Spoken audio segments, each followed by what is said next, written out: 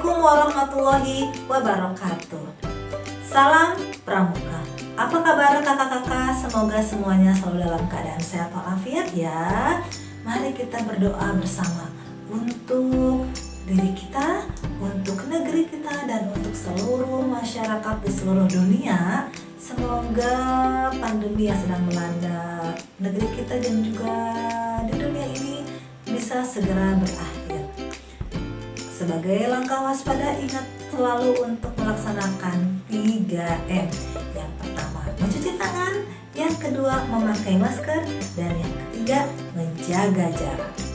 Oke, baik kakak-kakak, seorang pramuka harus memiliki pengetahuan mendasar.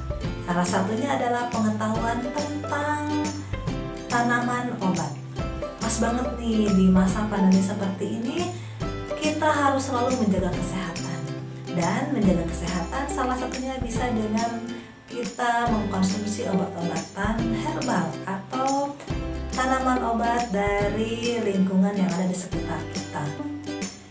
Apa sajakah tanaman yang bisa dijadikan obat? Simak tayangannya ya.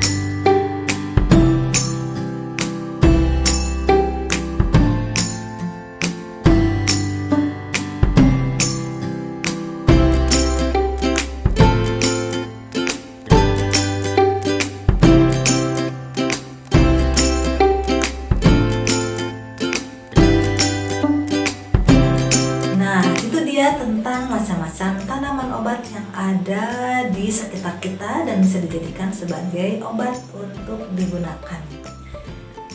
Kakak-kakak dan adik-adik, kita bersyukur ya berada di negara Nusantara yang memiliki kekayaan alam yang sangat banyak. Saking banyaknya kekayaan alam yang ada di Indonesia, bahkan dikatakan bahwa sebuah kayu pun bisa jadi tanaman. Dari sekian tanaman obat yang sudah dijelaskan tadi, masih banyak tanaman yang bisa dijadikan obat.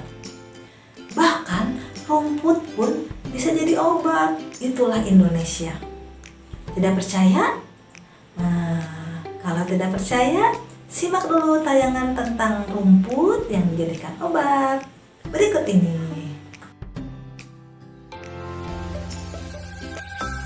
Pemirsa, di sekitar kita ternyata banyak terdapat tumbuhan liar yang berkhasiat sebagai obat.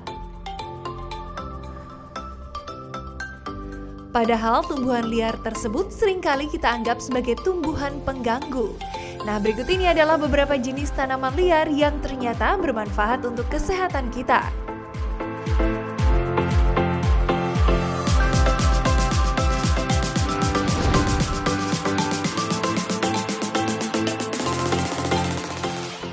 Yang pertama, ada pegagan. Tanaman yang satu ini juga sering disebut daun kaki kuda atau antanan. Tanaman ini banyak tumbuh di area persawahan, kebun, hutan, bahkan tepi jalan. Masyarakat Indonesia sudah sejak zaman dahulu memanfaatkan tanaman ini sebagai obat kulit dan obat untuk melancarkan peredaran darah. Selain itu, pegagan juga dianggap bermanfaat untuk membantu meningkatkan daya ingat, menurunkan demam, dan sebagai zat anti peradangan.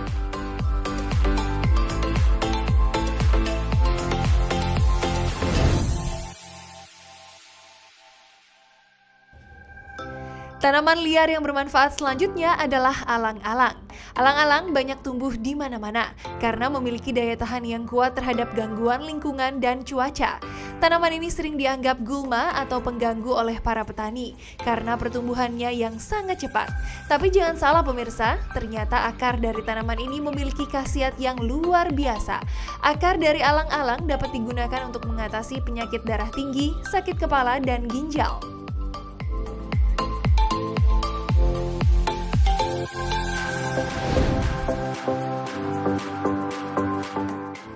Berikutnya ada meniran.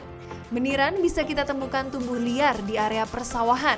Hampir semua bagian tanaman meniran ini berkhasiat sebagai obat. Banyak literatur yang mengatakan bahwa meniran dipercaya dapat menyembuhkan penyakit-penyakit yang terkait dengan saluran empedu dan berkhasiat menurunkan jumlah virus hepatitis B yang ditemukan dalam darah. Caranya, keringkan meniran lalu direbus dan diminum sisa air rebusannya.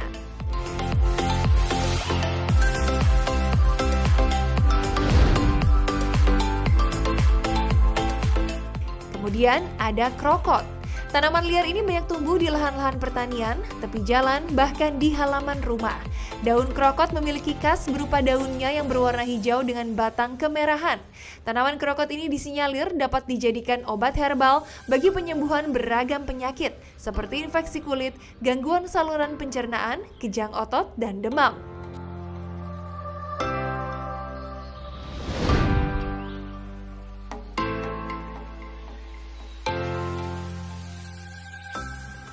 Tumbuhan terakhir adalah rumput teki. Rumput teki banyak tumbuh pada lahan pertanian, halaman rumah, tepi jalan, dan tempat-tempat terbuka. Rumput ini memiliki daun yang memanjang, yang berbunga, serta umbi pada akarnya. Nah, bagian dari rumput teki yang dimanfaatkan sebagai obat adalah umbinya. Manfaat dan khasiat umbi rumput teki adalah untuk mengatasi gangguan saluran pencernaan, mengobati luka memar, menormalkan siklus menstruasi, mengatasi penyakit kulit, menurunkan demam, dan sebagai zat anti nyamuk.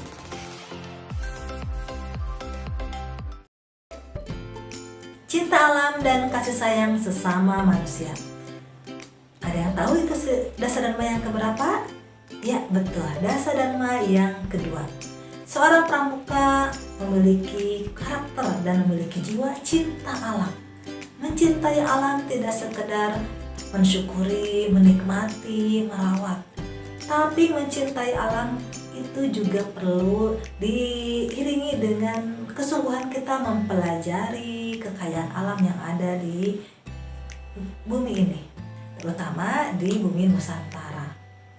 Saya ucapkan terima kasih kepada kakak-kakak yang sudah mengirimkan tugas tentang tanaman obat yang ada di berbagai daerah di Nusantara kita. Dan inilah tanaman obat dan kiriman dari kakak-kakak dari berbagai daerah.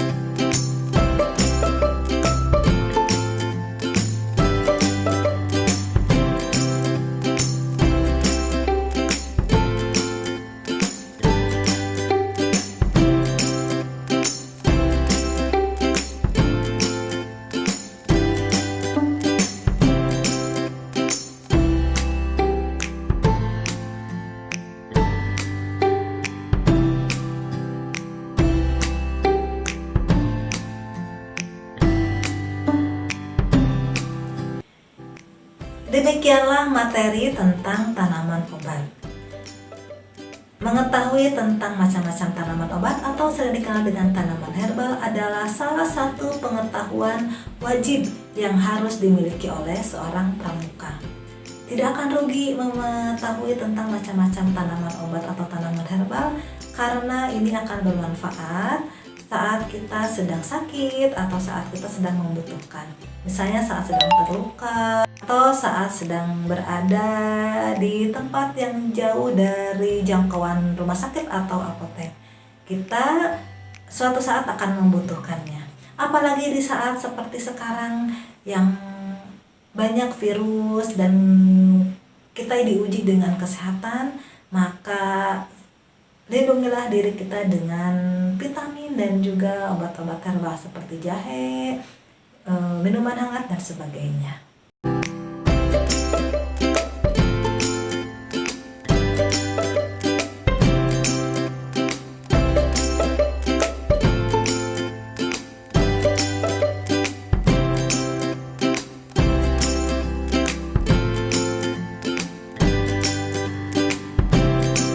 Baik kakak-kakak, demikian materi pembelajaran hari ini. Selamat menyimak dan mempelajarinya. Sampai jumpa pada video pembelajaran berikutnya. Assalamualaikum warahmatullahi wabarakatuh. Salam Pramuka.